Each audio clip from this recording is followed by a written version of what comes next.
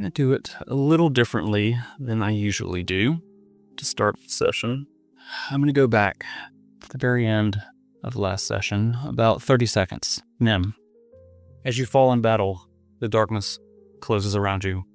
In your last moments, you feel strong, gentle hands cradle you to the ground, and life leaves you. This time, somehow, it seems more peaceful than the first time. It's like falling asleep. It's comforting in a way. And then the familiar whispers from your dreams begin to dance around your ears. Destiny will not allow this. Enjoy your rest, suspended in an empty void for what feels like days. It's impossible to tell. From the darkness, a hand reaches towards you. The hand is draped in a dark sleeve, and as the fingers emerge, you see that they are skeletal. You hear the echoes of the minion that sent you here. To my master you will go. As the voice echoes through the darkness, a landscape begins to materialize around you. The sky is a dark gray. The ground seems to be made of ash. In the distance, you see a mountain and dark, pulsating energy.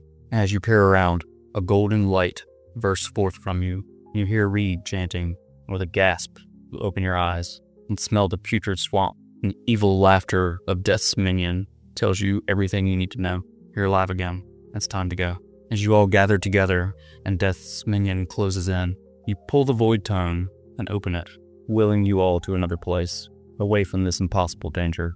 And as the void opens around you, in a swirling purple energy, you feel yourselves pulled together with a soft pop. 2 days pass. Far away, across the lands of Terrestria, beyond the red range of the Monaderg, and still further beyond the Arizandian range, there lies a small hamlet called Drelsben. Cradled on the cusp of the towering cliffside, round cottages made of stone with wooden shingled roofs dot the tall grass as the sun dips below the horizon. It's here, upon the edge of Terrestria, that our story finds new roots. From this small hamlet, a skilled ranger embarked upon his journey several days past. Compelled by a mysterious pull, Dante journeyed southward, leaving the seaside cliff of Drelsben behind. Dante, you traversed unknown paths, crossing valleys and scaling peaks, each step taken with purpose, without even knowing your destination. The silent call of destiny leads you unknowingly. Your journey southward ultimately leads you to the edges of Harinam, a humble town shadowed by the vast desert you learn is called the Sands of Surya. Resting and waiting for night to fall, you heed the call and venture into the glittering sands by moonlight. The days pass, hiding from the unrelenting sun, the nights moving quietly across the moonlit sands that shift in the wind. As the third night's moon rises, the Sands of Surya shimmer around you. In the distance, you hear a strange, whirling rustle, a soft pop, and a flash of purple light. Your bow in your hand, you pause. What would you like to do? Go find out what the pop and light was. Roll a perception check with advantage. Desert is favored terrain for you. One was a 22, and the second one was a 20. All right. As you move forward, you peek over the edge of a dune, and you see a large male with light green skin, a half-orc. He's wearing white armor that's trimmed in gold. An ornate medallion hangs from his neck. Beside them is a female halfling. She stands, gripping her quarterstaff. Her crown of roots is askew on her head. On her knees on the ground in the sand is a purple tiefling with curved black ram's horns. Behind them is a woman with brown hair and simple clothes, attempting to soothe a horse. And you can hear her say, "What the fuck was that?" The small little halfling wants to argue back. What do you mean, what the fuck was that? What the fuck was that? You just teleported me shit and stabbed. What was that? And she says, "That's not important right now. Why are we in a desert and why is it night?" Nem is going to reach out towards Reed and just hug her and say, "Thank you, my friend." She's going to use her staff and stand up, and she's going to go over to Sylvie and grab her by the shoulders. "I don't know why we're here. We had to get out. Those special abilities that I told you about, that's why we're here. I don't know why it's night. I don't know why we're here. It's completely random. We need to find civilization and figure out where we are." And she's going to hug her too. She kind of pulls away. I want to dramatically bring myself up by gripping Karvix's leg. He kind of reaches down and picks you fully up off the ground and sits you on your feet. So that's what it's like to be tall. Hi, Dante, what are you doing? You're kind of watching. You can hear I'm gonna say you can hear all of this because you rolled really freaking well. They look like they lost. Curiosity done picked me. I had to go introduce myself. The two tall ones are scary, but the little one not so bad. That horse. I don't do horses. Horses don't do well with my kind. This is going to be fun. Let's go have some fun with these new folks. I like strangers. Let's go see what's going on. Okay, so you're gonna approach everyone? Yes. All right, so you climb up over the dune. So actually, as Karvix picks you up, Reed, he kind of grabs you by the back and kind of, you turn and you happen to see him. Nem, as you're turning away, Sylvie kind of backs off from your hug. You turn back to everyone else and you both notice he looks human and he's got a bow in his hands, leather armor, climbing over the dune towards you. Take my staff and I'm gonna point at him and I'm gonna say, "Hey, to those there." So I'll also have my sling like at the ready. Cool, folks. I saw in peace. I just saw a bright light and heard a loud boom and thought I'd check it out. All good? I assume you're based on wounds that, were kind of like bleeding and You guys are bull? You guys look rough. I want to like reach wherever I have like blood coming out. I'm like, at least it's all internal. That's where it's supposed to be. You funny. I like this one. Y'all look lost. Do you know where we are? Yeah, you're standing in the sand. Look down. Dante, roll a performance check. Yeah, it was a bad joke. They're very serious and they're still pointing their weapons at you. Sorry. Bad joke. I apologize. You're on the Sands of Surya. I was just passing by, heard the noise, saw the light, wanted to check it out, see what's going on. I think it's a pretty long fucking way. Pretty long walk. Do we see like a town nearby? Nothing but sand, an empty sky, the stars above you sparkle. The moon is slowly crawling up in the sky. It's very early evening. You turn and look the other way and you see the last vestiges of light. The sun sets behind you at the beginning of the night. Are you going to stay at a distance, Dante, or are you going to move closer? I'll stay at a distance for a moment. Is there anything I can do to help? Maybe you guys need somebody to walk with you? Yeah. That sounds fine. Do you mind putting Zephron away for a little bit? Yeah, sure. Take my necklace off. Wax on, wax off. So Dante, you watch as this halfling takes her necklace and points it at the horse. And this green spiraling energy comes out, and the horse shimmers and disappears. That's a neat trick. How do you do that? Would you like to see? I've heard that before. I know I've been told not to answer that with a yeah. No, I'm good. You show me later. We cast thaumaturgy and make her eyes glow bright purple, and she's gonna say, I'm trying to be scary. Let's see how scary you are. Oh, you scary. Hey, you scary. As she kind of looks up and opens her eyes, they flash a bright purple light, and she waves her hands and says, magic. And you kind of, oh, damn. Not gonna ask that question again. I'm gonna walk over to Karvix as well, and I'm not gonna say anything. I'm just gonna give him a big hug as well. I'm glad you're back with us. That was a close one and quick thinking. How did we get here? As I pull away and just say, the toll brought us here. I didn't know it could do that. It's not often it happens. Put it into the extra pocket. And disappears. Look at Reeve and I say, that's a neat little amulet that you have there. It's got a necklace too, and it don't do shiny things. Nice. She's not really talkative. Yeah, no, I was just being bloody. I'll warm up. Maybe. Eventually. Sometime. I'm gonna walk up to Dante, get within an arm's reach, and extend a hand. I'm Dante. Dante's Inferno. Nem's gonna take your hand. She has long pointed nails. She's gonna give a firm handshake and say, I am Nemiea. Nemiea Nightshade. I go by Dante for sure. No, you can't use Big D. I'm gonna grab my staff with both hands and just turn away. I told my uncle that joke never works. Karvix also walks up and extends a hand. He is very tall. He reaches out this just enormous hand for yours after Nemsh.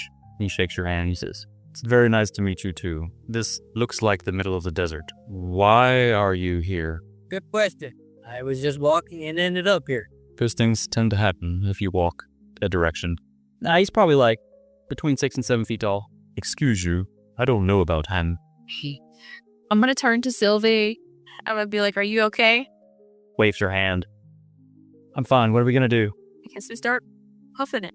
Are you using the horse for that? Roll another performance check. You guys have no idea how funny this character's supposed to try to be, but he sucks at it. That makes it even better. If there were desert crickets after that joke, crickets. Even the wind that's blowing across the sand, there would be crickets. I was going to do that. You beat me to it. And Ben's gonna like mess with her eye. She has something imaginary in it. And she's just gonna turn. She is gonna reach down and grab a handful of sand and put it in her pocket. I know I'm weird and my jokes suck, but why did you put dirt in your pocket? Don't worry about it. Nem's gonna cast thaumaturgy, I guess, and make her eyes look like clocks. And she's gonna turn around. It says magic. Ask a stupid question, get a smart answer. Got it. Which direction were you going? I'll go any way you want to. But I was going this way. Well, I was heading west. Sorry, I'll cut it off now. West. I was coming from the east and I'm going west. We could continue going west. We could go north. You could go south. But I was going west. Like to go west with me. After he says this, I'm gonna reach into the pocket again, pick the tall, Mm-hmm. and I'm just gonna hold it, see if it's like doing anything. When she says she pulls it out of a pocket, she opens her hand and it appears. I'm gonna open it, and I'm gonna look through the dreams Roll an intelligence check for me. with advantage. I'm going to say no. You've been through a lot of shit lately. You're kind of on the brink of collapse. You're beat up and How many times did that bring you back from death? It's your types. That was a 1. That was a natural 1. as you flip through the book, you come across the scribblings of your dreams, but in the darkness, even with your dark vision, you're spent. When you teleported, it was roughly noon, and now it's night, and you died. So you're kind of just wantonly flipping through. The words don't catch your attention, but you come across the image scrawled in it. And pieces and parts of your dreams come back, but nothing substantial. It's more of a feeling that you get.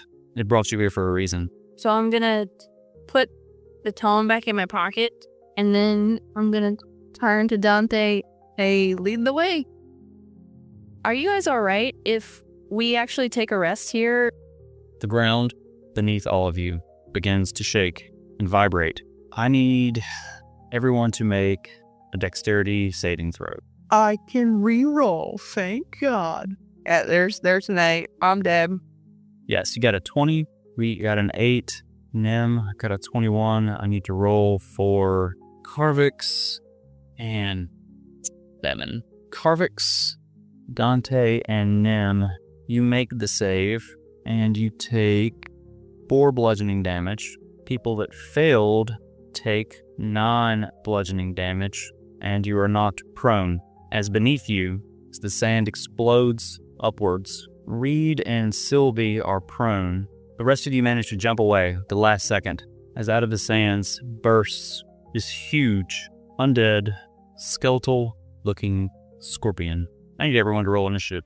No, it just gets worse. Damn, not bad. You guys got lucky. Rolled a 2 on its initiative, so it is at the very bottom. So to start, Dante, you are up. I'll do a bonus action spell for Hunter's Mark.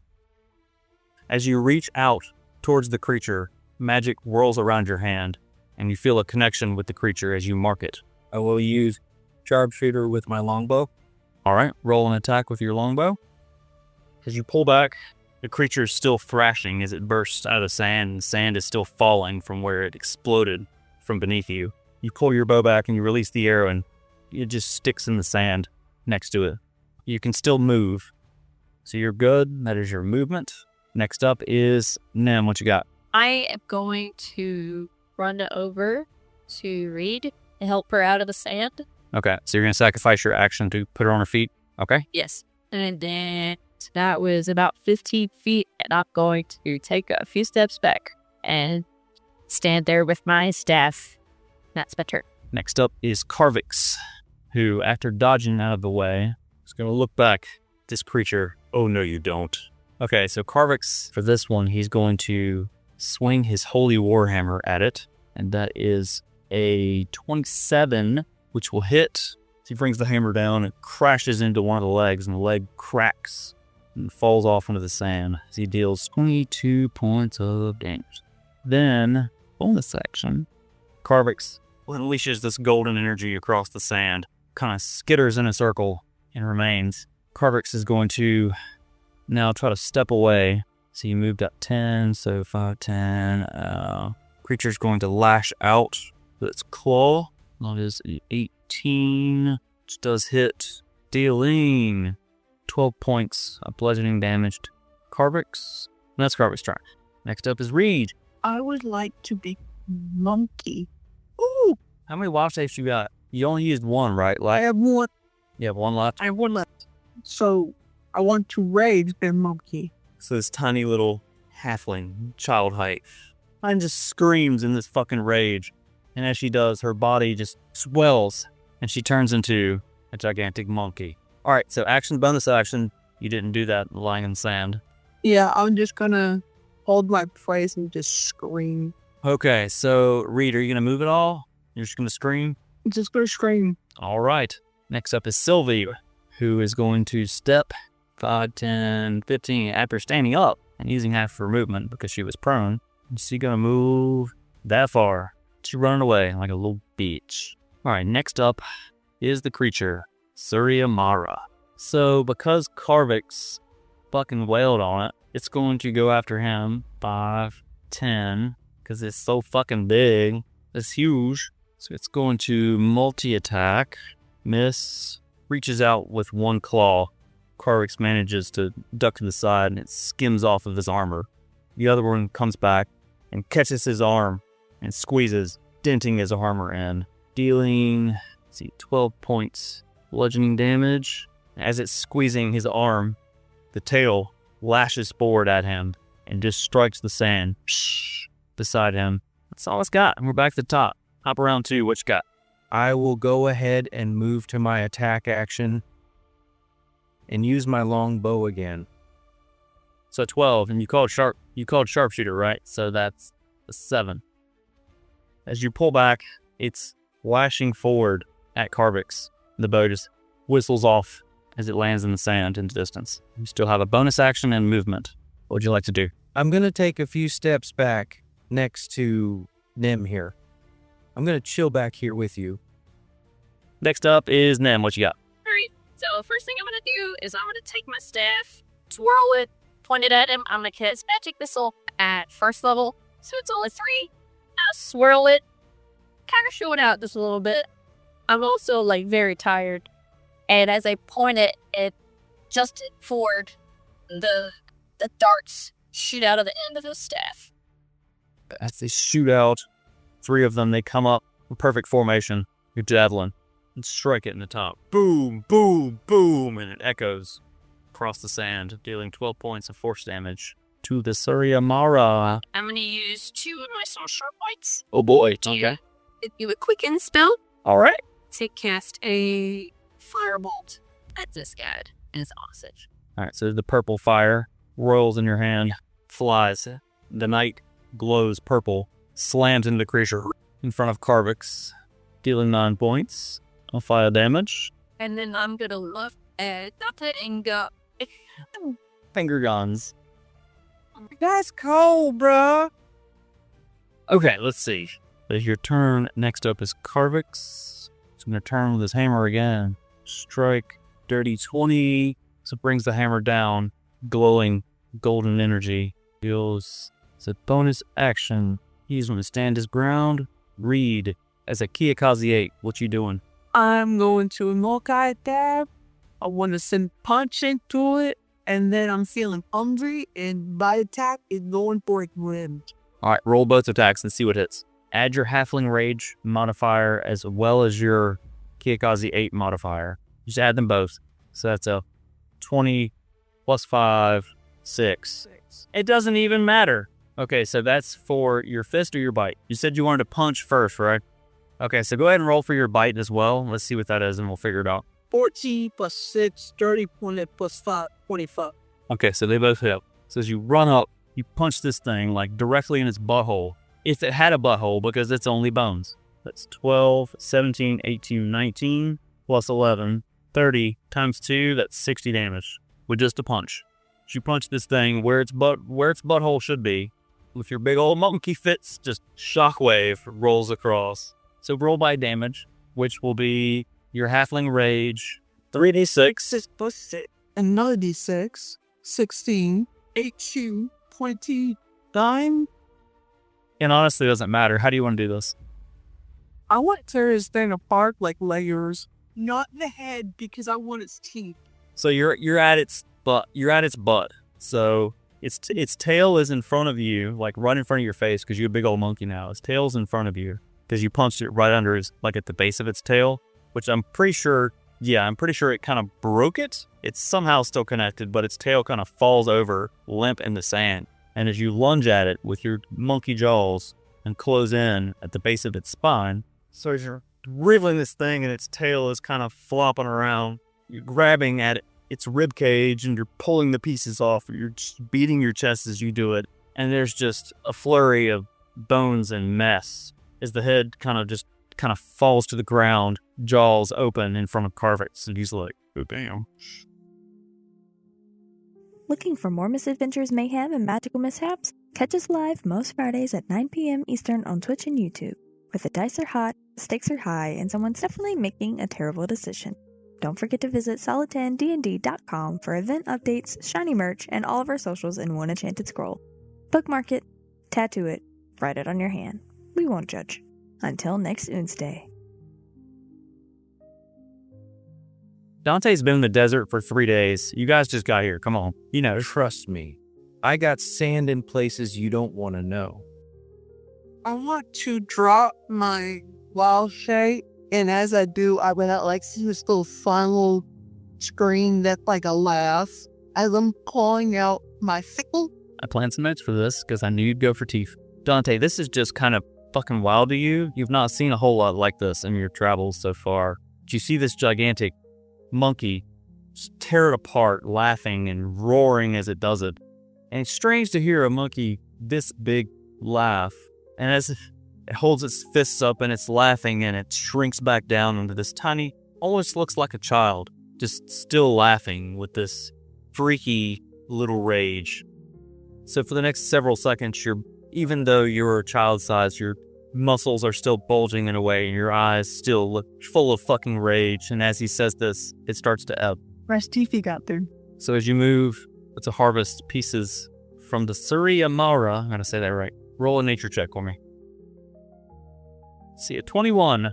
So as you walk around the Surya Mara, you see the tail on the ground, and you see that the stinger, which never actually struck anyone in the battle, is oozing this purple-looking liquid.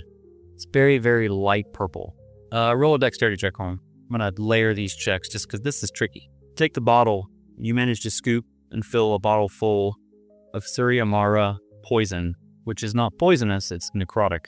As you move around to the head that's lying on the ground in front of Karvix, it landed and its mouth is still open. Its teeth are very easy to access. You take your thickle and see with a 21 for that, you manage to prize out 2. I'm just so happy getting the candy store. You'd love to loot some fucking dead bodies. I'm going to pull out my song. It says, everyone ready for bed? I'm ready for bed. Is everyone ready for bed? I loved bed. I said, I'm not quite ready for bed yet. Mind if I search that bag of bones laying there, see if there's anything that I notice? Sure. Roll a nature check. 7. There's some bones, all right. So you kind of sift through the wreckage that is the Surya Mara. You pick up a rib bone, one of the smaller ones in the back, probably a foot long and curved. I'm not sure what it will do, but Nem offers bedtime. What you doing? So I'm going to walk forward just a little bit and tell everyone to kind of back up a little some. And then I want to take out my scroll, open it. I'm going to read it. This is my last charge for that. So as Nem pulls the scroll out and begins chanting, reading the words from it. So as she's chanting, holding these objects in her hand, reading from the scroll, It starts small and it's swirling and expands and is rippling in the air. Suddenly, there is a small cottage is now sitting in sand. In the sand. I could have used you with follow a bit a long time ago. It beats using a blanket over the start. That is some cool shit. This will be the last time I can use it for about a week, so enjoy it while you can.